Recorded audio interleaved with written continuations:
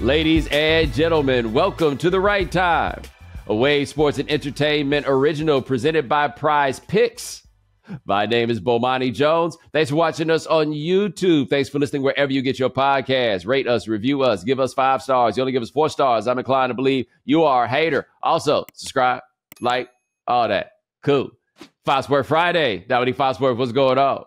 And it's one of them weeks that you get reminded. Sometimes you forget in like titles and big fancy suits. You think that people in charge are smart and they got a plan. We're reminded that they don't know what the hell they doing, most of them. Look, man, I saw the commissioner of the NBA decide to tell the world that Henry Kissinger was a great diplomat. What? Like, I saw that. I was like, hey, so, you didn't have to do this at all. You forwarded that tweet to me, and I assumed it was on McAfee Show, and I assumed, like, the way that the tweet was worded, to me, it was like it didn't say who said the Kissinger part, and I was like, that's a weird thing for McAfee to say, because I saw a man in a tank top. And the man in the suit's the one that said the thing. And he also, like, said, I was reading the obituaries. No, you weren't. You weren't reading those. Like, I could understand if you are so caught up in basketball that you skipped history class and you don't know what Henry Kissinger was up to. But you did not read not one. I read the entire New York Times obituary. It took me a couple of days to get through that thing. But you know what I did not walk away thinking? Man, I sure would love to meet this great diplomat.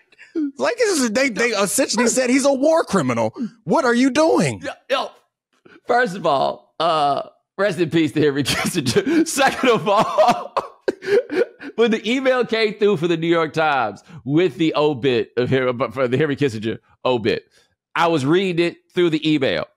And every time I thought it was over, it was just beginning. And the other part is, Henry Kissinger lived so goddamn long. He lived to be 100 years old, that somebody who was on the staff to write that obit has been dead for over a decade. Because when something like this happens, it's not like Henry Kissinger died and they're like, yo, we need 15,000 words stat. Can you do it? They've been working on this obit for the longest. This is one that's been in the can. That thing probably been in the can for 30 years. At least 30 years with Kissinger.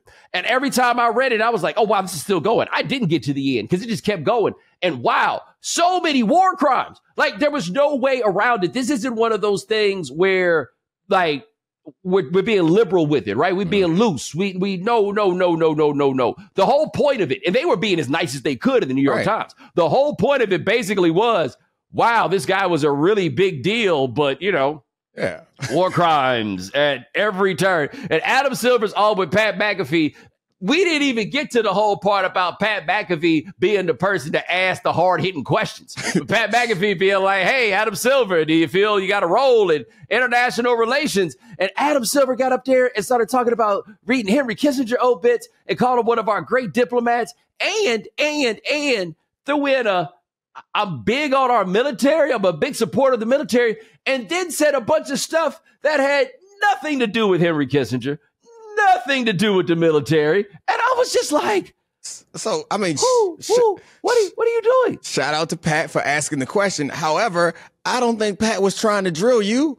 Pat was throwing you that question. All you had to do was throw one of those like platitude-laden answers out and we was going to move on. It's like, yeah, it's a tough world. We do our part to guide things in the right direction. So about that in-season tournament, sure liking these ball games, ain't we? Like, you ain't on MSNBC, bro. Yeah, Pat McAfee was not going to hit him with no follow-up question. That I feel very confident saying. I just saw that on the internet and I was just like, somebody somewhere had to be like, yo, you've got to be kidding me. Because look, this is an interesting part of the ESPN evolution. And I don't want to be one of those people who used to work at ESPN and talks about them all the time. But this can't be ignored.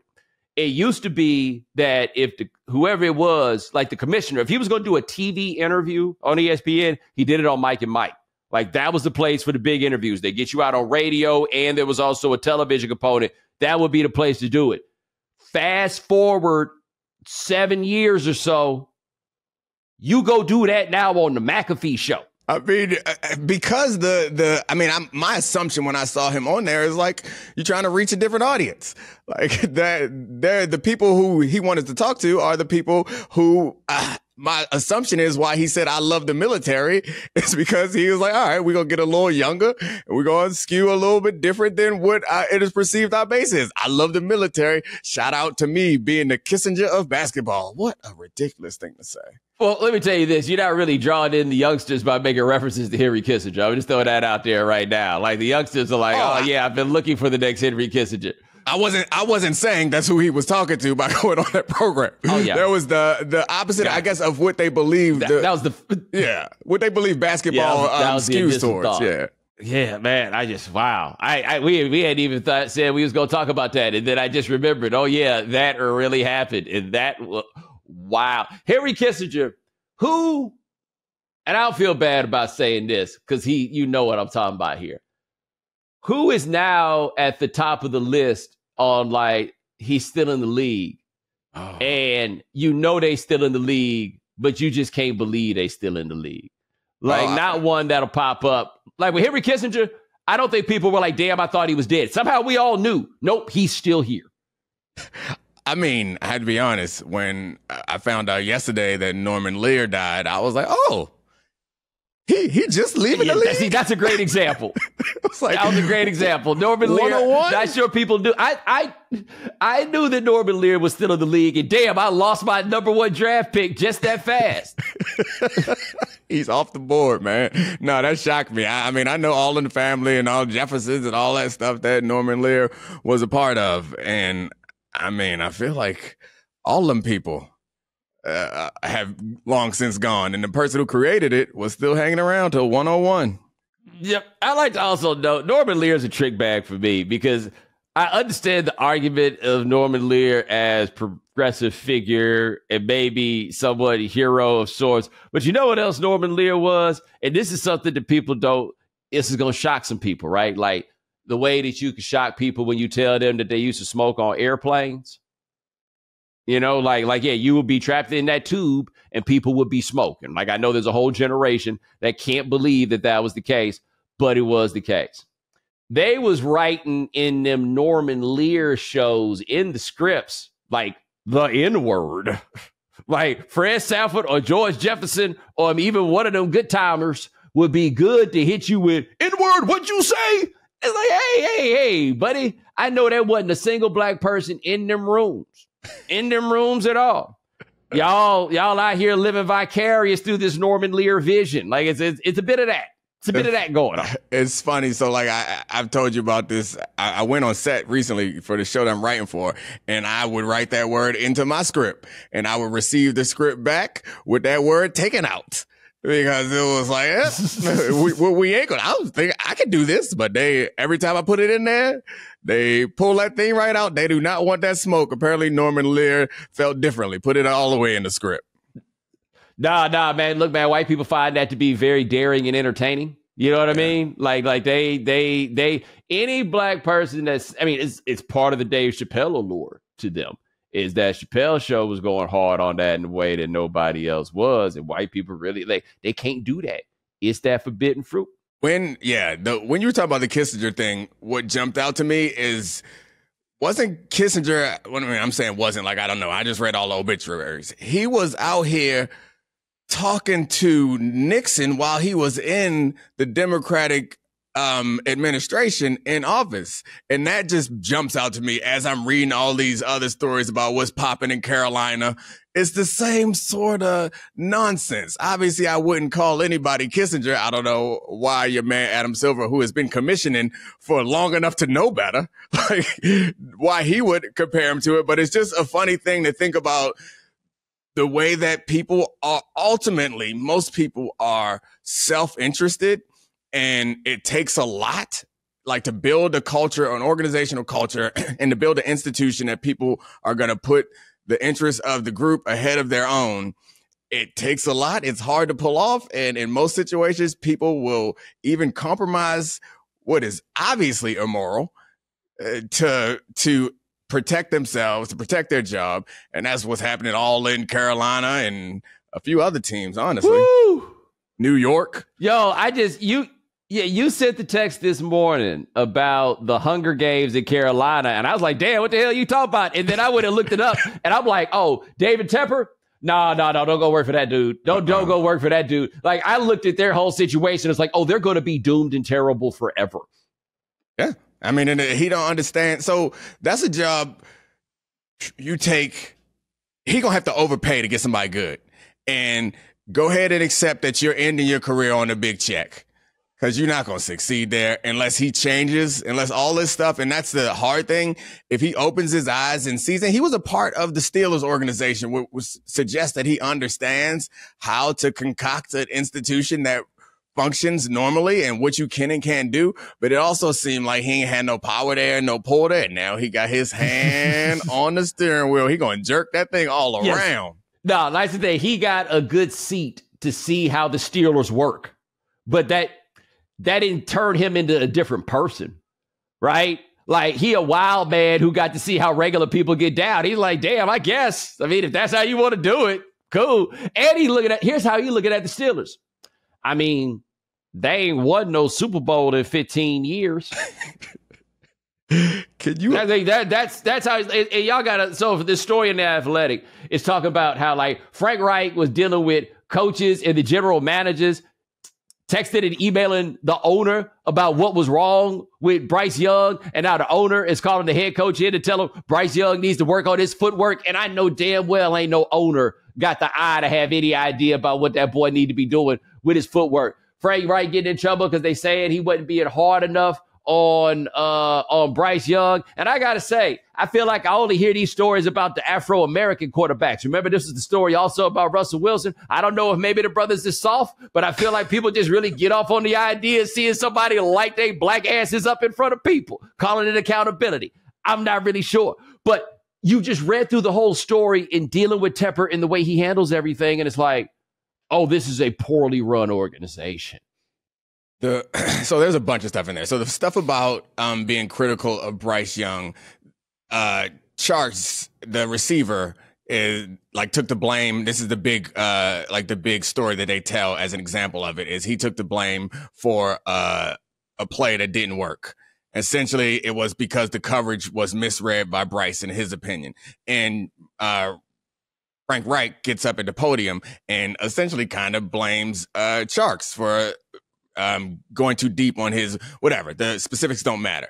But the thing about situations like that is there is an objective answer. So while you can try to skew and twist and turn things to protect your player, which I think you should do, you can't put an objective answer out there that's going to fall on and blame one of your players, no matter who that player is. So, like, there is nobody in this story. While I think David Tepper is the overall villain of this case, there's nobody in here who is without blame. The people who are going to him should be blamed. The coach who is protecting the quarterback and also not establishing that this is the way that things are going to be done, like, he should be blamed. But what it fundamentally comes down to is I brought up the Steelers. Can you imagine somebody going around Mike Tomlin to Art Rooney or to any of the Rooneys? They would be like, why are you telling me this? First of all, and Mike Tomlin would straighten that. Like, you can't give people that choice because, like I said at the beginning, most people are self-interested. If you give them an opportunity to, like, cozy up next to someone with more power, or you give them an avenue to undercut someone else, like, there's going to be a percentage of people that do that. And I do think that while they should be blamed for doing it, the real issue is the people who've allowed this and made people think that this is okay. Yeah, wow. I got all the way through that, and I just can't, like, either you in charge or you not, right? Yeah. And when you're not in charge, I guess I'm just way more comfortable with not being in charge if I'm not in charge. Like, am I the one that's tripping? Like, that's how I feel about that. I can't imagine being so invested that I'm running around somebody's back to do these things. Yes, you can. I mean, I don't know that you could run around and do these things, but I can imagine you, like, a normal thing to do. All right, I'll just speak for myself. I have been a part of groups and teams and initiatives that weren't run in the way that I like them run. I come home and complain to my wife. I text my homeboys. what I'm not going to do. You know, like I'm going to leave. That's what I mean. Yeah. Yeah. Yeah, that's what I mean. I mean, I've been involved in some poorly run operations before, and even been involved in a poorly run operation where I got access to the boss. But we just not, we just not going to do that, right? And in part because it's some sucker ass shit. But like, we just not going to be the ones to wind up doing that. I don't know, but I guess this is a little different because this is a world that involves a lot of talking to other people about what's going on at your job, but not simply to vent, but also doing so in ways and places so that other people can hear it, because then you think you might be able to get something to happen. It's like it's really, really passive aggressive, but it hits really, really hard, right? Like it's a lot going on. What you need them to understand is that if you succeed, everyone is better off. And I think honestly, most people understand that. And I think when you know that there is only one way to go, or there's only one path for success, then people will get on board and they'll sacrifice and they'll do whatever they can to make sure they're doing their part to get us on that path to success.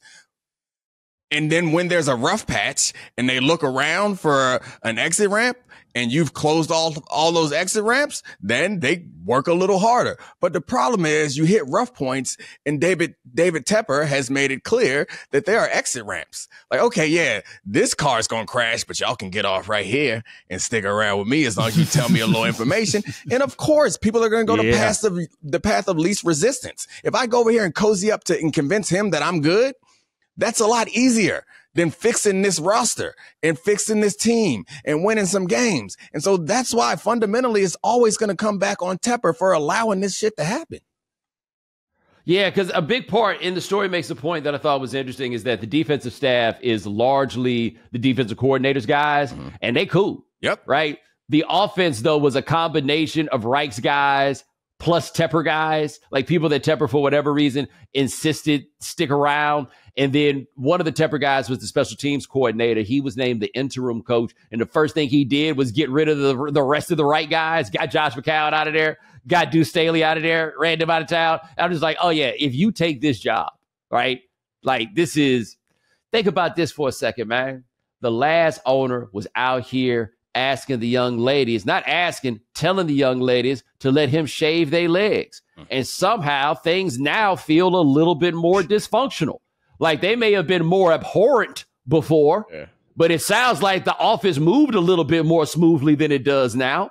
It's funny because the point that you were making about no owner is going to tell you about your footwork. There was a time in NFL history where owners could run the whole football operation. And that was because they were football guys. And I mean, Jerry Richardson is probably the last of those guys. Like he was a professional, he was an NFL football player. So while he probably was up on general football stuff. And that's a way an organization can run. It can run from the tippy top all the way down if they know what they're doing. But the chances of someone having the sophisticated understanding of football, you need to be making the decisions. And I think Al Davis is the best example, and it got past him, but it's the best example of it working.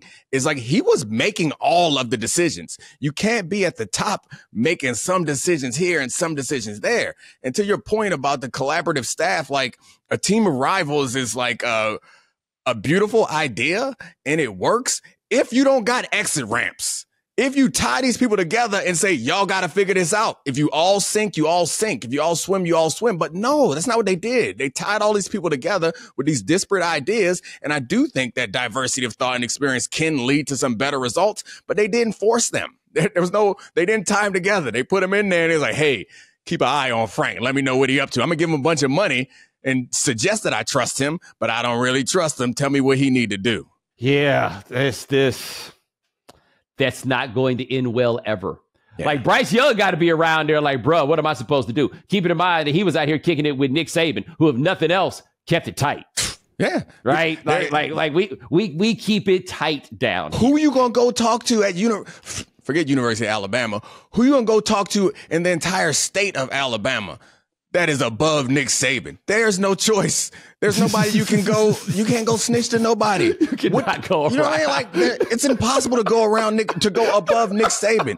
Like, unless you can go to church and you got a direct line, in which case, I'm not so sure how they will react if they could reach him directly. But they're like, yo, I'd like a meeting with the president of the board of trustees. I'd like to talk about the offense. What? Like, and that's as much as like hierarchy makes us all uncomfortable and we don't love it.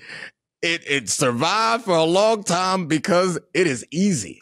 It is easy to understand. It serves a purpose. It serves a purpose. Yeah, like nobody likes being on the bottom, but people really don't like its chaos though. Like working in a place where ain't nobody in charge is the worst. Somebody has to be in charge.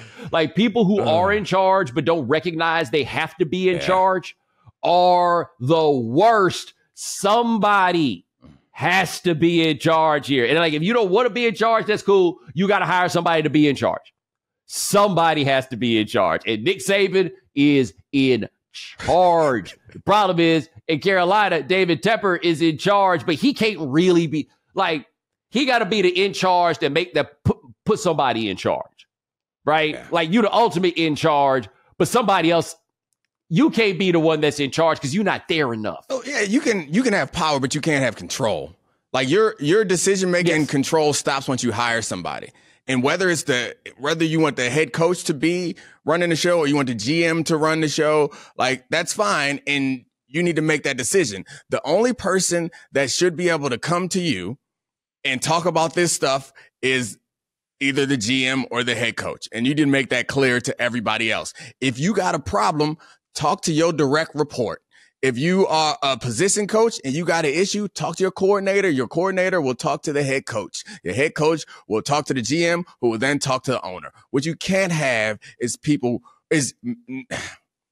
going around them. And like, it seems so obvious, but it seems to make this mistake all the time. And when you don't, when you're at it's just like, it feels like a disrespect or a underappreciation of what it requires to be a head football coach or to be a GM or to run a football team, is because it seems like that because the owners just want to parachute in some cases and get a little tidbit here or there and then be like, nah, this is what we need to do. Like that to me, it kind of makes me mad, but I mean, it ain't my team. We'll see who they get. They're going to have to overpay Ben Johnson if they want to get him out of Detroit because he's going to be the hottest guy. And he rejected them last year. He from Carolina. They tried to interview him. He's like, no. I'm going to go back and coordinate this offense again. Oh, buddy ain't good, buddy. He knew that the all money ain't good money. But coming up next, we're going to get this money right fast.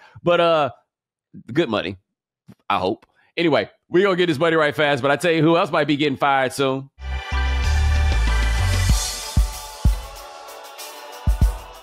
Prize Picks is the most fun you can have by winning up to 25 times your money this football season, and now you can play during basketball season too. You just select 2 or more players, pick more or less on their projected stats, and place your entry. And with the NBA back, you can now pick combo projections across football and basketball from the Specials League, a league created specifically for combo projections that includes 2 or more players from different sports or leagues. Prize Picks is really simple to play. You can make our picks and submit your entry in less than 60 seconds.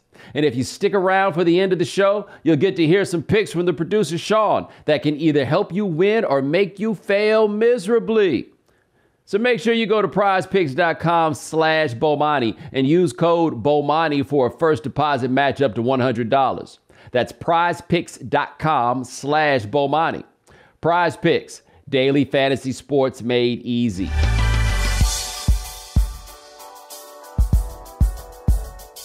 This episode is brought to you by BetterHelp.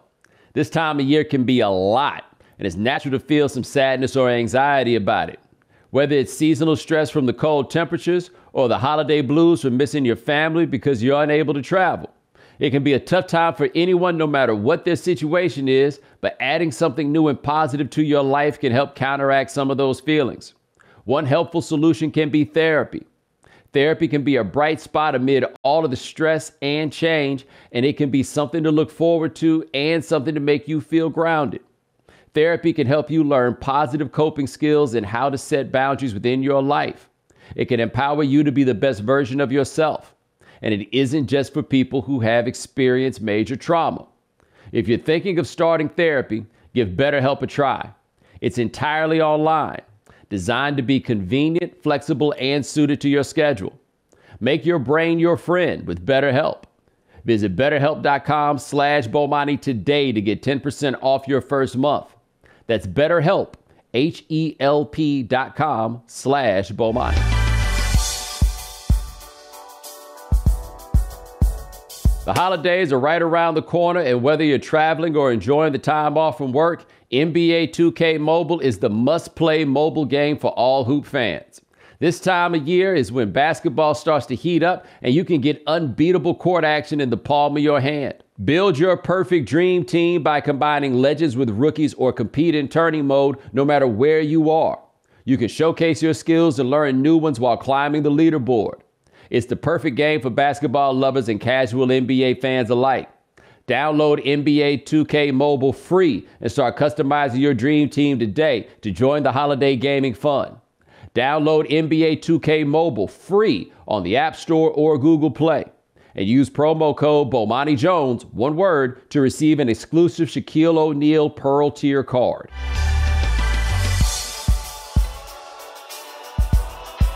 All right, welcome back to the right time, Dominique.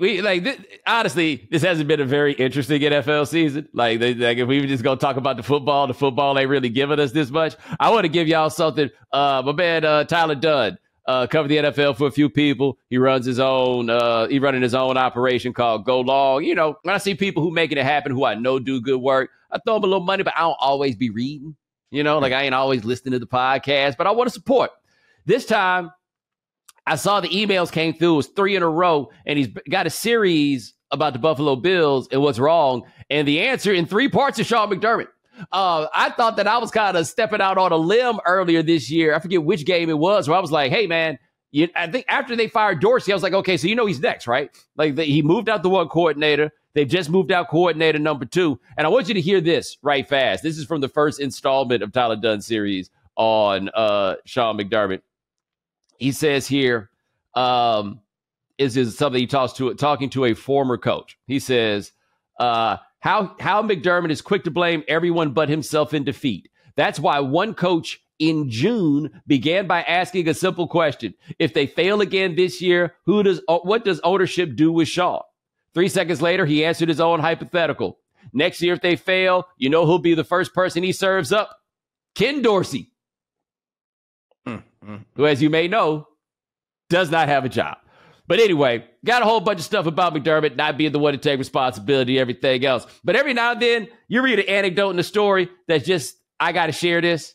And Dominique, I feel bad that I have already shared it with you, so you don't get the oomph of hearing this for the first time. To be clear, I will be sending my $10. Yeah. This is kind of amazing, and I think it's still going to hit you the same way. Should I tell it to him like I told you with the 2 stories, or should I just go straight to the story? Tell them both. They both are gems. Okay.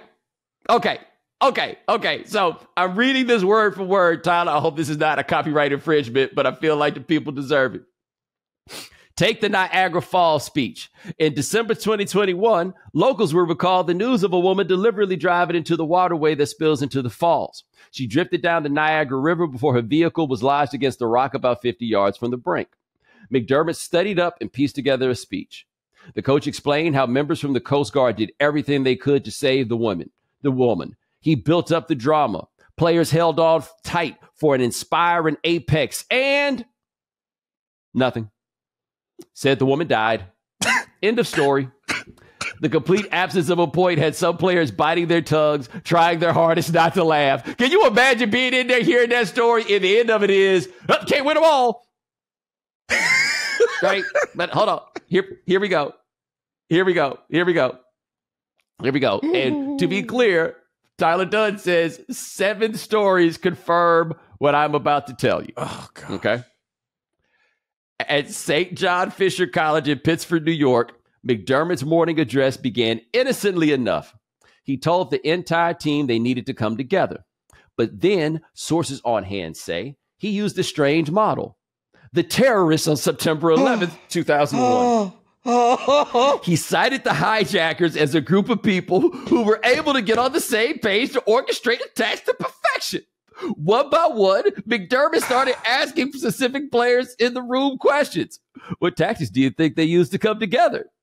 A young player tried to methodically answer.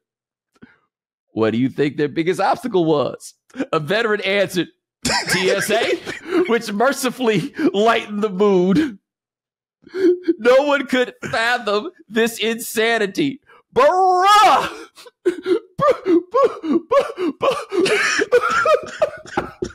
I hate that I was not there for either of those moments. I love shit like that. I would have loved to be there. The first story, as I'm listening to it the second time, I'm thinking, all right, even though it's been corroborated by a number of different people, they could hate this man. And there is a way that someone else there could tell that story in a way that was like, nah, it wasn't bad. It was inspirational. Like, I could understand, even if the woman died, I wouldn't have chosen this, but you could spin that to, we lost with 13 seconds left. But you know what? Those rescue people, they came back the next day and they was ready to rescue again. And you know what they did to follow in rescue opportunity? They rescued a motherfucker.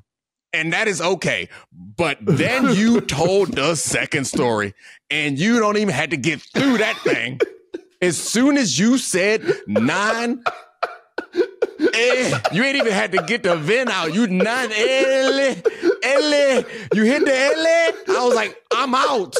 If this came out of this man's mouth, there is no way that you, like, and the sentiment, I guess the core of it is like, you gotta persevere and you gotta sacrifice for your team. Like, that's an understandable sentiment. And maybe there's a way you can tie this to them. But why?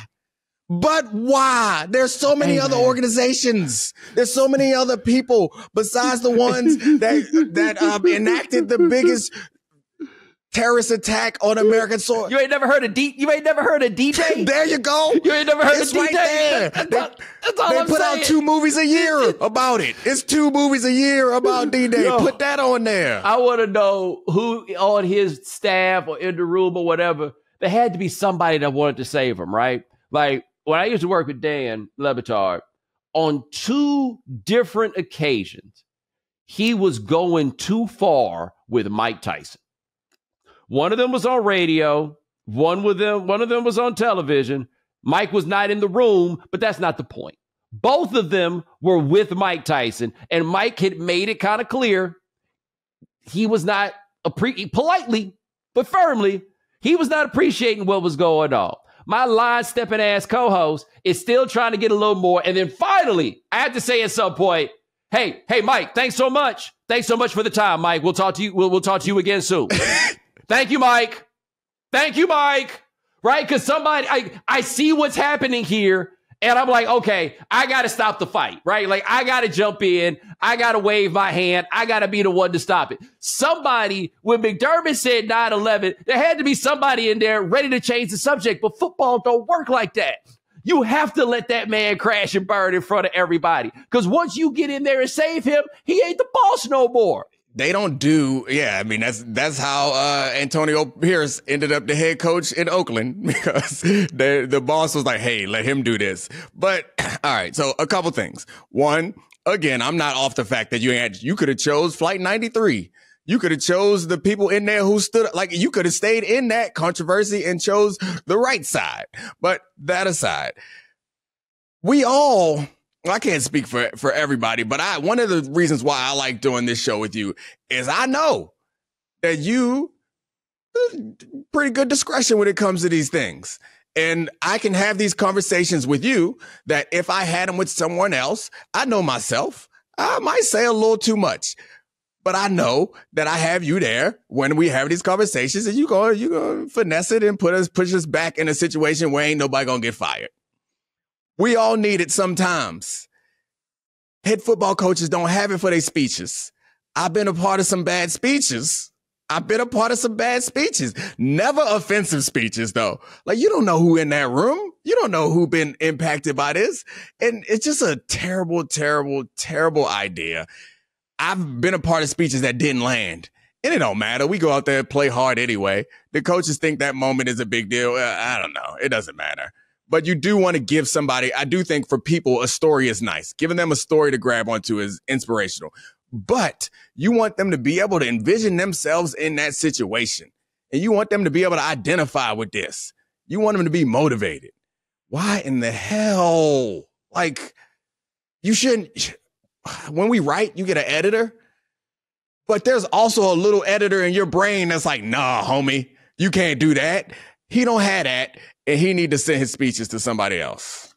Doc, I just had to look down, and that shocked look that people may have seen on my face as I looked down at the computer. Because at first I was trying to fold and put it away. Then I was like, no, I need to look at this and see if this is what it said again. And this description of Josh Allen is amazing.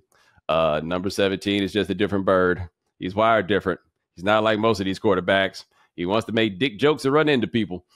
I mean, not to pat myself on the back, but I feel like 3 years ago, I was like, he's a D line. He's a D lineman with a strong arm. And that's why he has these turnover problems, because he thinks like a D, like he's a big ass football player who wants to break stuff and rip that ball into tight windows. Cause he thinks like a D lineman, which is fine. Yeah. He could never play 5 technique defensive end though. Right. Like, we would agree that my job is just to be here and hold people up so other people could do it. Nah, dog. I do this. He's a playmaker. I think, I'm trying to think what the best, I mean, D tackle might be, feel like it's definitely not safety. Definitely not safety. He'll be a high risk. Oh, no. He cost you too many games. Yeah, he gonna win you a couple because he got a feeling, but he also gonna lose you a couple. He Roy Williams. Maybe he Roy Williams, the cowboy. Yeah, oh yeah, I know who you're talking about. Yeah. And they might have to change the rules for him too. It feel like a Marcus Peters cornerback situation out there too. But he gonna hit you. Well, I'd hate to be caught in it with Marcus Peters, because I'd hate to have to be the one to try to talk to him about it. Talk to him about it? No, that's so. Yeah, nah. You knew what it was when you signed up. Like, you talk to Marcus Peters about what? Like, you know what you get with Marcus Peters? It's going to be boom and bust, and that's fine. He going to keep the team fired up, that's for sure. There are very few people who look exactly who they are than Marcus Peters. Like Marcus Peters walk in the room, I know exactly who that is. The second he gets there, I don't know nothing about like what his clothes be like, anything else. Every interview or anything I've seen with Marcus Peters is just like, 5 seconds in, I have the profile directly in front of me. And that mental makeup is not something you can teach. It is outstanding. It has made him play that very difficult position for a long, long time quite effectively. But just the confidence in it. I mean, you call it cornerback's confidence, but there are different scales of it. He is at the high end of it. To be able to have the faith to jump routes the way that he used to jump routes and run. I couldn't do it. So I'm sitting here with you, because at a certain point I was like, it's 3rd and 6. They probably going to run a slant. But what if they slant and go me? But what if they slant and go? Oh shit, they ran the slant. First down. All right, line it up, play again. Marcus Peters like, 3rd and 6, slant time. I'm out. It's going to be a pick 6 or it's going to be 6. And you know what? I am not afraid of the reaction no matter which way it goes. Man, it's cold. Yeah. You're like, maybe they do, maybe they don't. Maybe. So right? It just 100% Oakland. Look at you. Maybe. Then what? I think you were the one who kind of gave me the history of Oakland's connections with the Great Migration and all the talent that ended up in that area.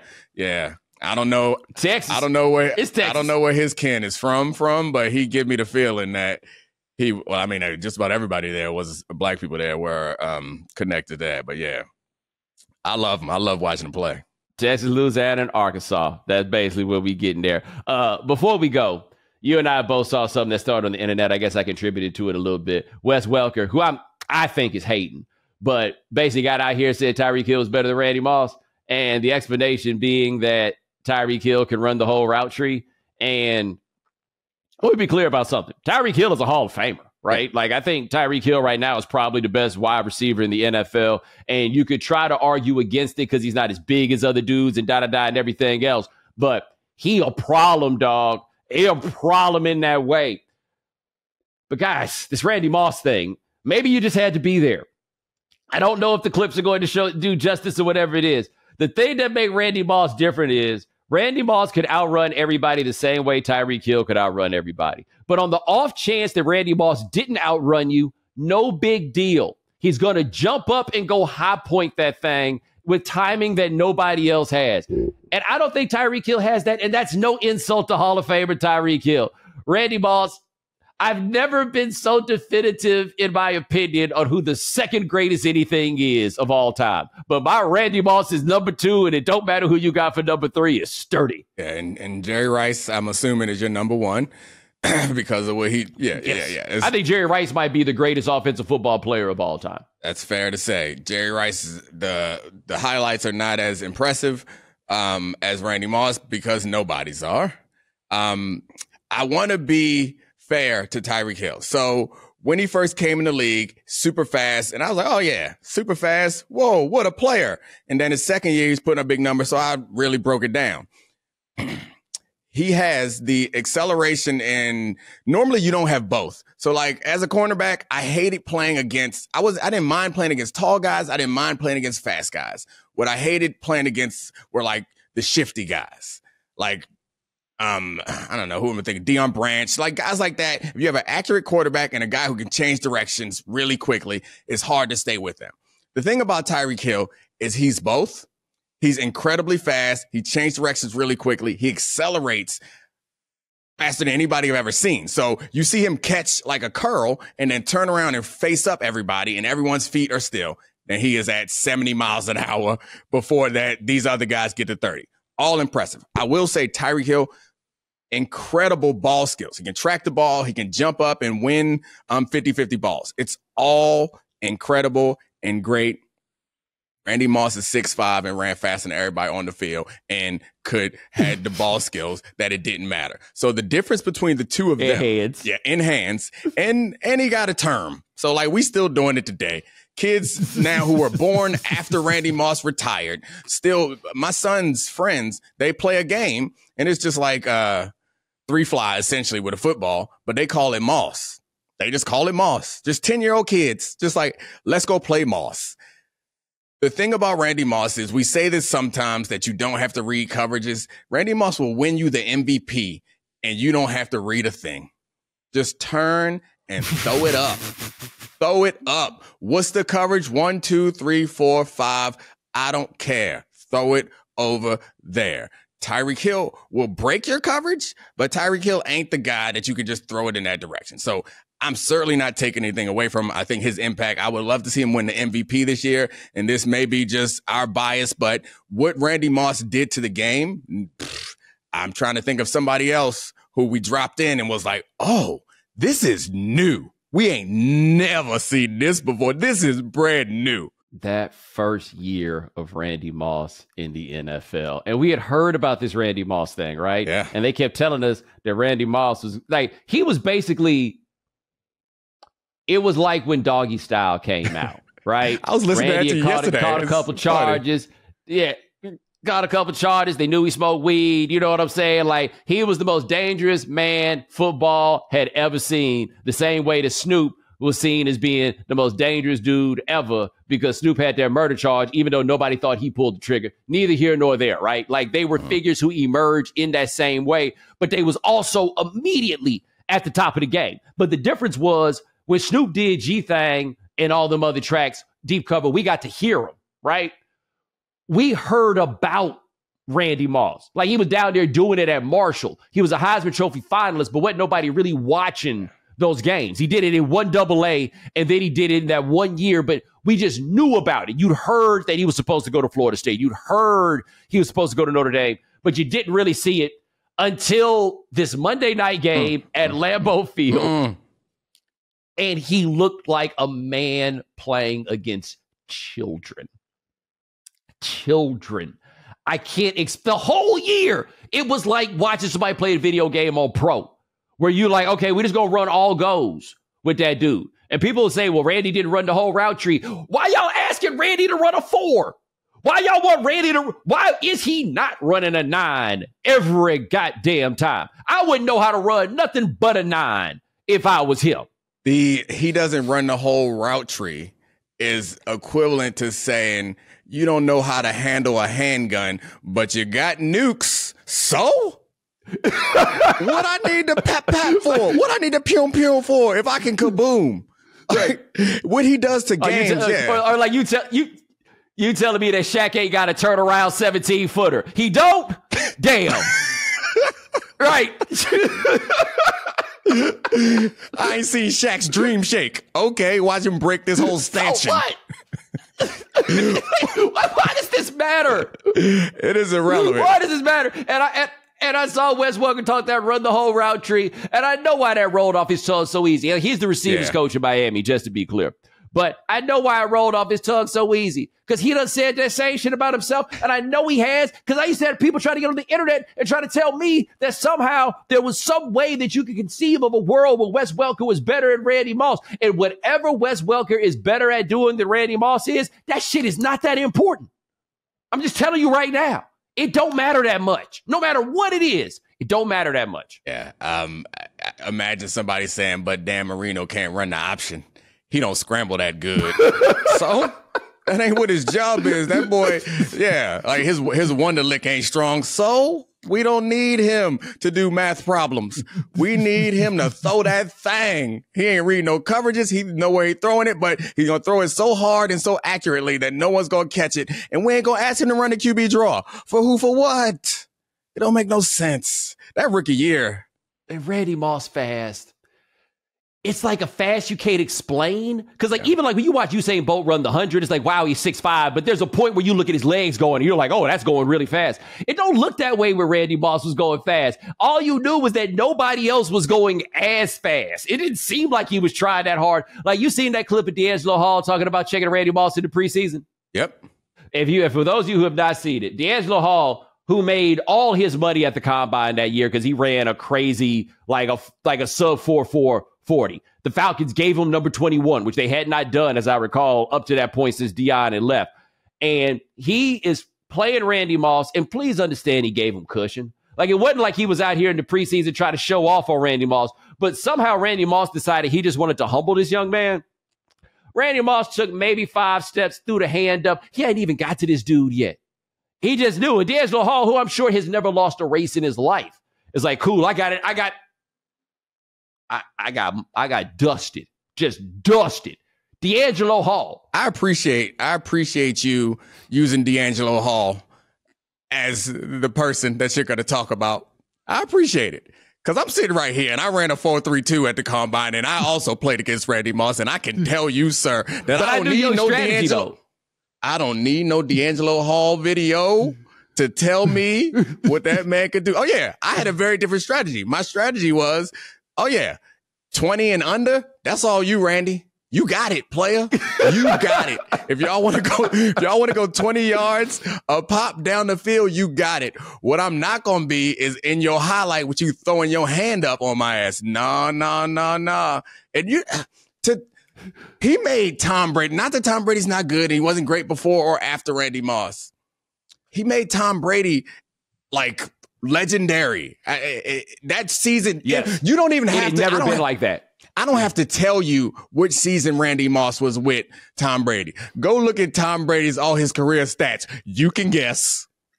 You can figure it out when he had 81. No. It was one where people, if you wanted to elevate what you thought about Tom Brady, you'd say he didn't have weapons and and it's like, yeah, okay. And keep in mind, the Patriots had to give up more draft capital, as I recall, to get Wes Welker than they had to give up to get Randy Moss. Like, people thought in 2007 that Randy Moss was finished because it didn't go right in Oakland, which, I mean, come on, guys. Think about this for a second.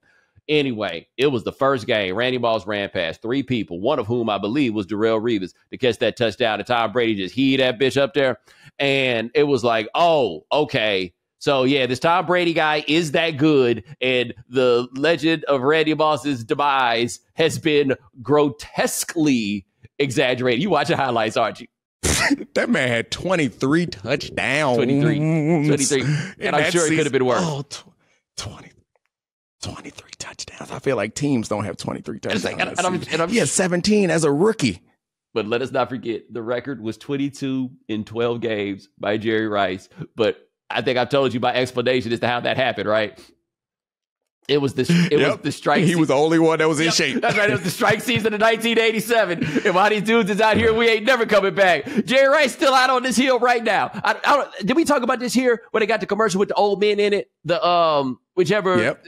And all of them look like old men in that commercial, except for Jerry Rice. Not once is Jerry Rice betrayed any of that. While them cats is out there smoking weed, eating chicken, drinking brew, right? Like, season was season. Jerry Rice was ready. Because also, I feel like Reggie White had something like 21 sacks or something like that year. Like, the dominant dominated.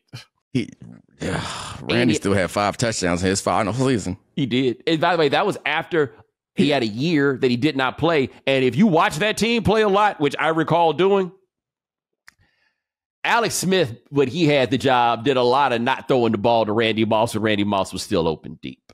That's the Alex Smith is like a really smart guy and conservative quarterback. That's when there's a drawback. I know I normally laugh when they be like, "Hey, this guy's a little too smart. He's a little too smart to play quarterback." If you so smart that you don't understand, throw it at Randy. Then yeah, that's the thing, man. Sports is not for thinkers. Sports is for reactors. Like, you can think it all out before you get there, and that's fine. But it's for reactors. I do not think that you would rather Dan Marino do your taxes than me. However, if you need somebody to get that ball out before the big boys come get you, Dan Marino got you, because Dan Marino is a reactor. Just a big old reactor. A nuclear reactor. There are different types of intelligence. I very much believe that. I think much of my life, I just be like, hey, that guy's smart. And I think that gets a lot of people in trouble. We can go back to David Tepper, where it's like he's had success somewhere. So he's like, I'm smart. I can do this. Nah, there's different types of intelligence. And one of those things is social intelligence, and he don't have it. No, Alex Smith be out there like I would be in the pocket, being like this. Hold on, one second. Let me make sure. No. You got to think about this, though, because it could. Oh, and then next thing you know, man, It's over. But Marcus Peters out there like, give me that play. Trayvon Diggs. Simple. Give me the play. I'm just making a move on this one, baby. But that is Domonique Foxworth. Check him out on the Domonique Foxworth Show, available wherever you get your podcast. My man, I appreciate you. Thank you. All right. And ladies and gentlemen, thanks so much for joining us here on The Right Time. But before we go, we have got my man, Sean. Sean, you got some picks for the people for the prize picks? I certainly do, and the mic is on today. I'm taking Bijan Robinson, 67.5 rush yards. I'm taking more there. Christian McCaffrey, 114.5 rush and reception yards. I'm taking more.